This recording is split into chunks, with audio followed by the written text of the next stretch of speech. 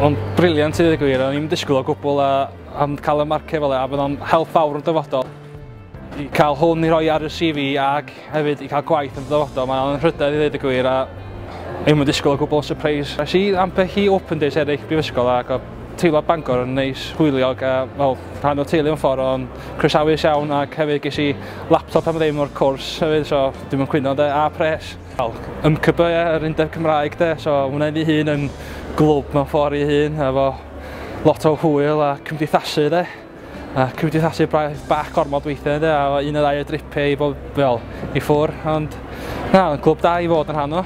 So ys i Enterprise by Design, ys i flwyddyn, pan i'n ail flwyddyn, so 4 o maes wahanol, peirianneg, busnes, seicoleg a dylunio technoleg i, wel, datrys problem gen busnes. Ges i ennill hwnna yn yr ail flwyddyn a ys i ddod nôl flwyddyn yma i mentro grŵp flwyddyn yma a nath y grŵp yma ennill flwyddyn yma hefyd a dyn maen nhw wan yn gweithio i sipl dros yr ha wan i wneud prosiect efo nhw, so mae'n brofiad da i bobl gweithio mewn tîm de. Dechrau PhD wan trwy'r brifysgol a y gwmni Crio Medical lawr yn Bath. A wedyn dwi'n meddwl, trio goffin hwnna a cael bod yn ddoctor, so swnio dda wedyn Dr Davies, so wedyn gynnu fel lle mae'n mynd o fanna, ie.